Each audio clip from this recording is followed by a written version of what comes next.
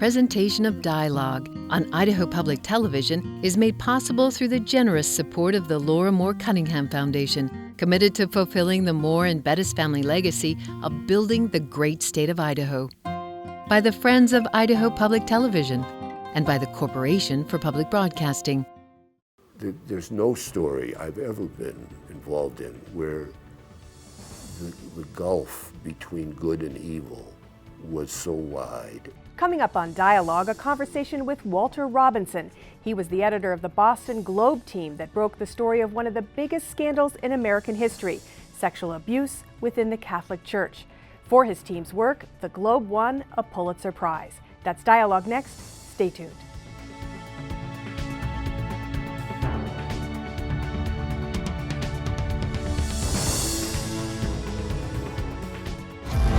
We've got two stories here. A story about degenerate clergy and a story about a bunch of lawyers turning child abuse into a cottage industry. Which story do you want us to write? Because we're writing one of them. Hello and welcome to Dialogue. I'm Marcia Franklin. You were just watching a scene from the movie Spotlight, which won the Academy Award for Best Picture in 2016. In the film, Michael Keaton plays Walter Robinson, the editor of the Spotlight team at the Boston Globe that broke open the story of sexual abuse within the Catholic Church. Ultimately, more than 250 clergy in the Boston Archdiocese were implicated in the scandal. For its efforts, the Boston Globe won the 2003 Pulitzer Prize for Public Service. I had the opportunity to talk with Mr. Robinson at the 2016 Sun Valley Writers Conference, just a few months after Spotlight won the Academy Award. Well, welcome to Idaho. It's really great to have you here. Well, it's great to be in such a beautiful place.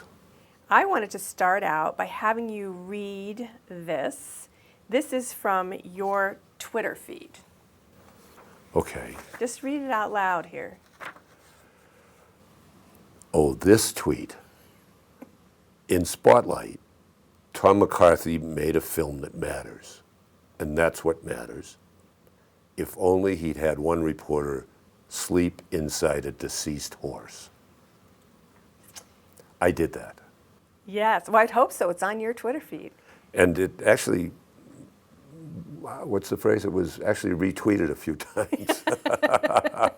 And this refers to the fact that on the eve of the Academy Awards, you were basically saying, well, you know, there was a great film made about us, but too bad we didn't have any and it's dead things in it. It's probably not going to win, but that doesn't really matter. It's too bad The Revenant's going to win. Yeah. And that's too bad. And in fact, we didn't need to sleep inside a deceased horse. Yeah, you didn't. You got it. In the end. And for those of us who were sort of closely watching, you know, the pundits had all said, well, Spotlight should win, but The Revenant will win. And they had also said that Sylvester Stallone will definitely win Best Supporting Actor. And when we were sitting and we were there for the Oscars, well, 5 balconies. We were in the 5th balcony, the next to the last row, which I think was in Long Beach. But as soon as Mark Rylance won Best Supporting Actor, I said to myself, and I think maybe to my wife who was next to me, you know what? Maybe the pundits are wrong. It wasn't the same pundits who predicted that Donald Trump would not have a chance of winning the Republican nomination, but it was a separate set of pundits. And in the end, I think the Academy made the right decision because this movie does matter. It was an important film. It was an important film about 2 important subjects. Number one, journalism in our country and why it matters.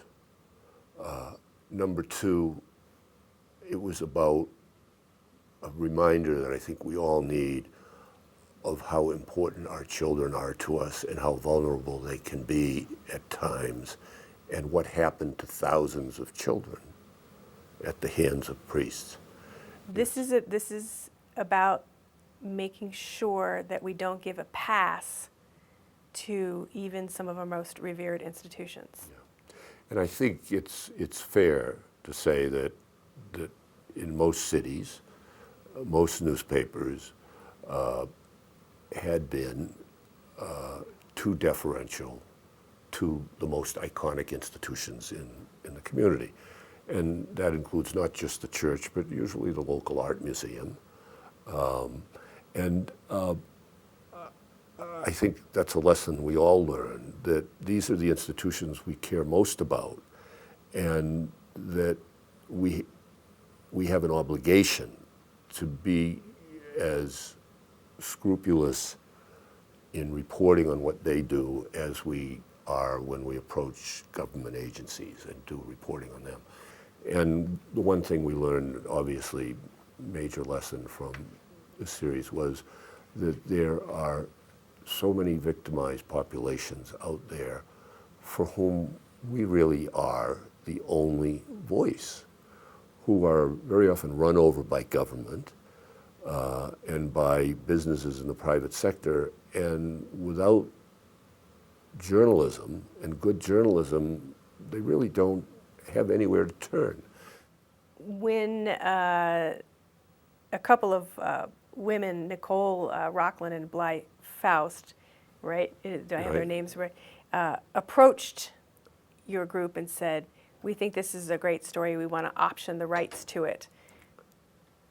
What did you think, and did they get those rights pretty cheaply?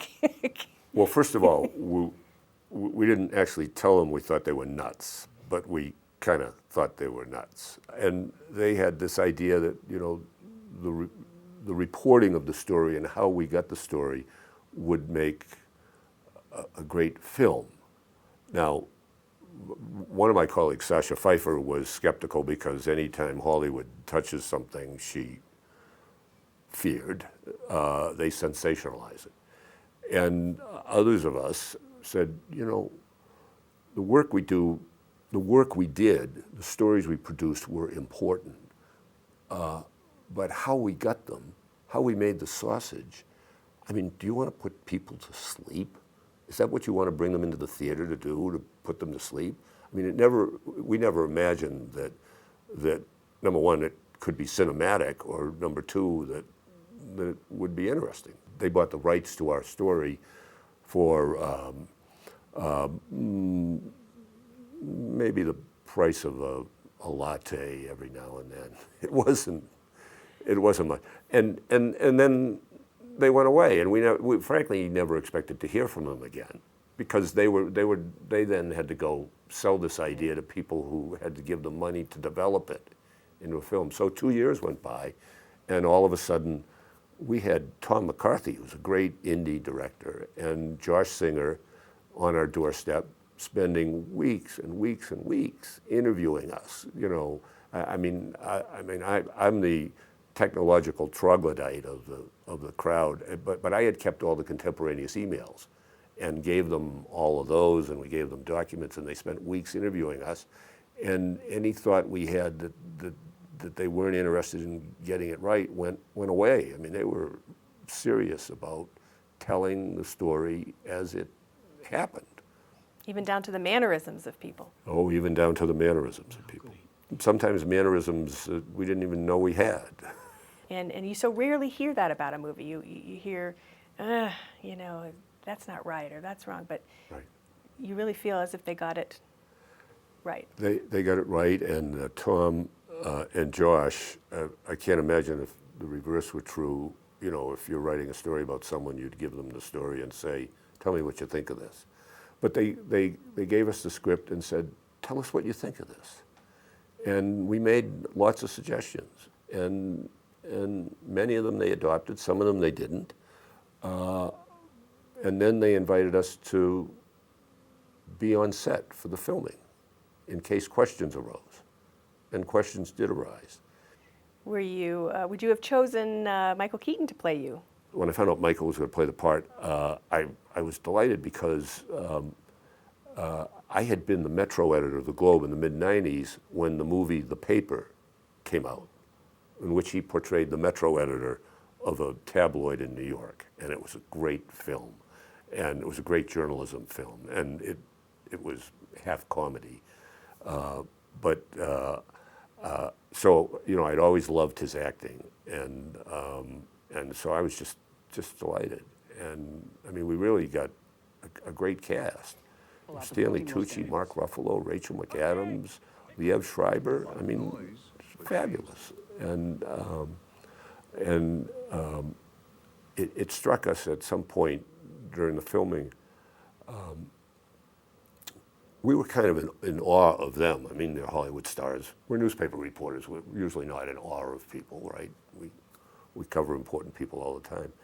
But after a couple of days, we realized that they were kind of in awe of us because, you know, they all worked for scale. They worked for next to nothing on this film compared to what they usually paid because they all loved the story so much. The first thing to often get cut are the investigative reporters and teams because it takes a long time to do what you do. And it's a mistake to cut that. You know, Joseph Pulitzer once said, every reporter a hope, every editor a disappointment. And I think of that because at many papers, at almost every paper, there have been large cuts in staffs. I mean, the Boston Globe staff is about half what it was 15 years ago. And when editors have looked around, they said, well, let's cut the expensive stuff. And investigative reporting is expensive because it's time consuming and there are other dollar costs that go into it, often legal costs of going to court to fight for documents. And so editors have cut that. But so they've essentially said this investigative reporting is a luxury we can't afford. And what I say is it's a necessity we can't afford to do without. I mean, investigative reporting at local commercial television stations has vanished in almost every market, including Boston, which is one of the largest television markets in the country. And what we do is we mimic one another. We devote our resources in many communities all reporting the same story. So if, you know, we have, and this is changing at the Boston Globe, we're rethinking this. You know, we've always thought of ourselves as the paper of record, where we had to cover every hearing and all of that. And we're now deciding we need to become like the paper of necessity. We are going to devote our resources to stories that are important and are necessary to people in their lives and are necessary for people so we can participate intelligently in our democracy. And I grew up in a world, and I still live in a world where, to me, the most important thing about any story is when you sit down and talk to the subject. Because if you can't do it in person, you miss so much. Another facet of this movie that I found, and the whole process, rather, I should say, that I found important is the role that Marty Baron played, being a fresh pair of eyes, coming in from the outside. I mean, so often we think of, you know, it's the Wicked Witch of the West, the new editor's coming in, he or she's going to clean house, they're all about the money, they don't care. In this instance, and of course he's one of the best editors probably that our country has ever had, he quietly steered the ship. Yeah. You know, the Globe has been, for me and even for many of our readers, one of the best papers in the country for all my career. But until Marty Baron arrived, it had always been led by editors who came up through the system. And, you know, in any organization, it's kind of easy to get acculturated to the environment you're in. And so along comes this guy who didn't know anything about the Red Sox, didn't care anything about the Red Sox. And he came from Florida where everything was public. And he immediately, and this is, the movie is right on in its accuracy on this, his first day, his first news meeting, he asked about why are these records in the case against this priest sealed? And he looked out on a room, it was a bunch of deer in the headlights because nobody had thought of it. And you know, his perspective, his intelligence, and the fresh pair of eyes Without that, I don't think the investigative team ever would have started on the story. I mean, he asked us to do that story his first day. And we wouldn't ordinarily have undertaken an investigation of the Catholic Church. And so that's, without Marty, who's now the executive editor of the Washington Post, I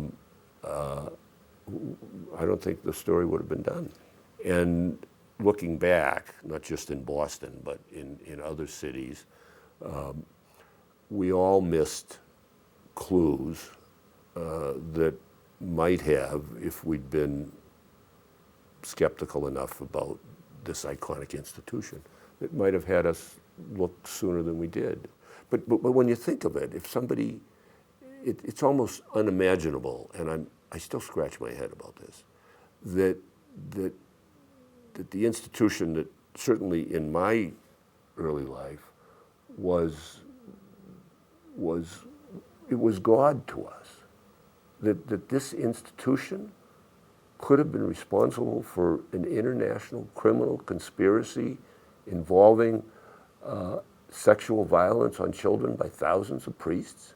I mean, if someone came up to you in the street and told you that, you would have thought they were nuts. But that's in fact what was happening. And I think we all missed it. And but finally, we got the story. 600 stories. Eventually, 600 stories in the year 2000. Eventually 600 stories, as you mentioned, 250 priests. In the credits of the film, people can see a long list of other communities that this story just, blew open into.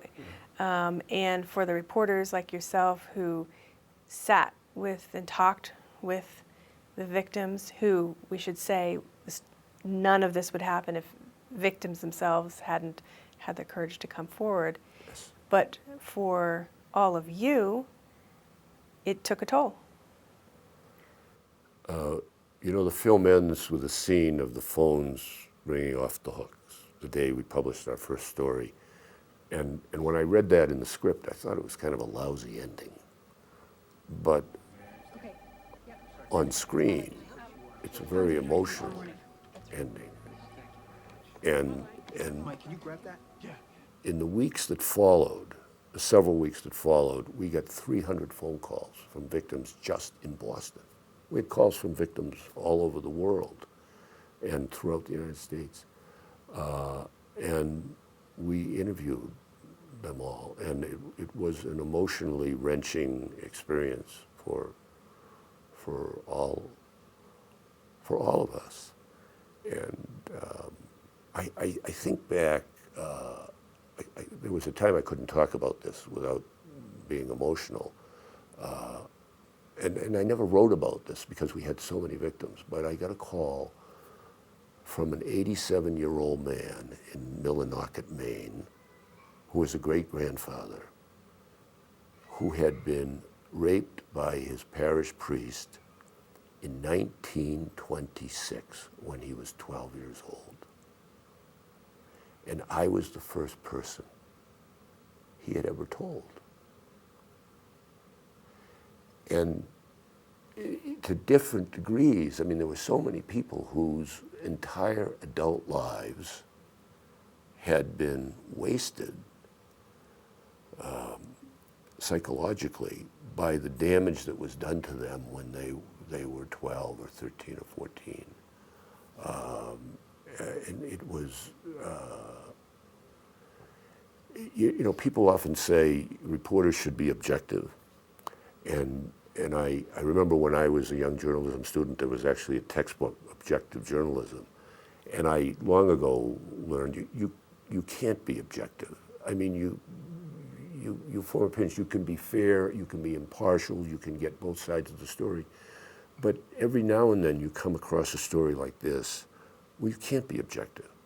That there's no story I've ever been involved in where the gulf between good and evil was so wide and so apparent that you couldn't help but be horrified at what this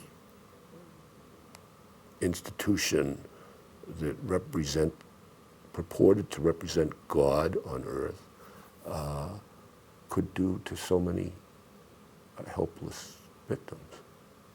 In the thousands and thousands of pages that you read, correct me if I'm wrong, but I believe the church never talked about the children themselves at all. It was all about protecting the reputation of the church and therefore keeping it secret. No reference anywhere in all those thousands of pages to what had happened, no expression of concern for what had happened to a single child. That to me, that's what took my breath away. Do you think things have changed? I know that, Marty Baron was quoted as saying back in 2015, it's been 14 years. One would have thought this would have been addressed before now. This was the church's announcement that it was finally going to name a tribunal to deal with these issues. I think, first of all, I think parents are a lot more vigilant now, not just Catholic parents, but parents generally as a result of this. I actually think sexual assault victims are more likely to come forward, whether it's on college campuses or victims of clergy sexual abuse, because I think the public attention to this has helped remove some of the stigma, not enough of it, that victims feel. But it's odd to me, there have been a lot of changes in the American Catholic Church because of the attention here, but there are many countries where priests who abuse children are still assigned to other parishes. So the one thing I think that would be a most affirmative step would, if Pope Francis, Papa Francesco, as he's warmly called in Italy, if he would remove a whole bunch of bishops and cardinals who enabled this kind of behavior for so many years. And I think that's a big disappointment. I have to ask you, Idaho is a state that has an exemption for its what they call duly ordained ministers of religion with respect to any confession or confidential communication to that religious person about being an abuser. You know, many states had this and then took it off their books, including Massachusetts, after your series, I believe. What do you think about having these religious exemptions for ministers and priests who know that somebody has committed sexual abuse? Well, I think when it comes to crimes against children that are committed in a civil arena, no religious organization should be exempt from having to report them. And in fact, in Massachusetts, we found out in early 2002 that for over a decade before, every year there had been legislation proposed to require clergy persons to be mandated reporters. They had to, by law, report any even suspicion of abuse, just like teachers and doctors and nurses and social workers have to do. And every year the Protestant ministers and the rabbis supported the legislation, and every year the Catholic Church managed to kill it because of its political power. And because of the disclosures, in May of 2002, Governor Jane Swift signed that bill into law. And had it been law in the 1990s, then they could have criminally charged Cardinal Law and a lot of the bishops who worked for him with violating that law. Do you consider this to have been the most important story of your career? Oh, yeah. I mean, I think it's the most important story the Globe, which has been publishing since 1872, has ever done. I mean, I can't imagine what second place is. I mean, this the story and the impact it's had is it's, you know, we were quite fortunate to have stumbled upon it. Well, it was more than fortune. You pursued it. You had to have the will to pursue it as well, you know, which you and your colleagues did. When you talk to young people who might want to go into journalism, what do you tell them, given all the changes that are occurring? Is it still a field that you recommend they try? Well, I do talk to a lot of young people. I've been on a lot of college campuses the last few months talking about this, and I talk to a lot of journalism students, and for them, it's for many students, it's been inspirational, and I think it's helped strengthen their resolve that journalism is something they really want to do, because they all have doubts given what's happened to the business. And I say, and I still believe this, it's hard to think of anything you can do in life that's as much fun and can be as rewarding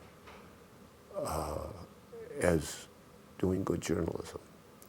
And every now and then, you know, you get a chance, as we did, to do something that really does have a benefit for society.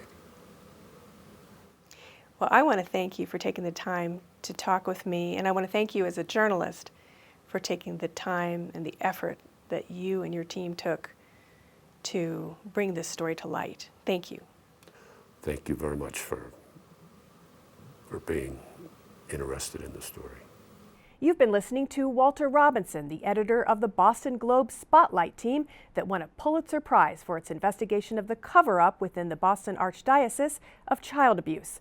Our conversation was taped at the 2016 Sun Valley Writers Conference. Our thanks to the organizers of that event for allowing us to interview some of their thoughtful speakers. For more information, check out the Dialogue website. Just go to idahoptv.org and click on Dialogue. For Dialogue, I'm Marcia Franklin. Thanks for tuning in.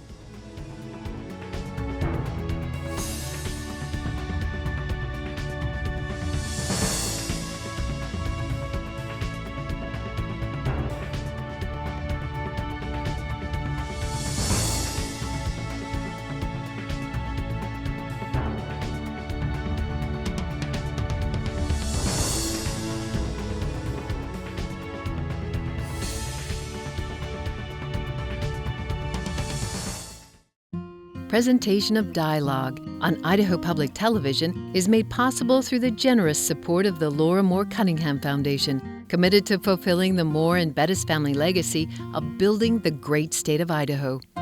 By the Friends of Idaho Public Television and by the Corporation for Public Broadcasting. Check out our website, become a friend on Facebook, or follow us on Twitter.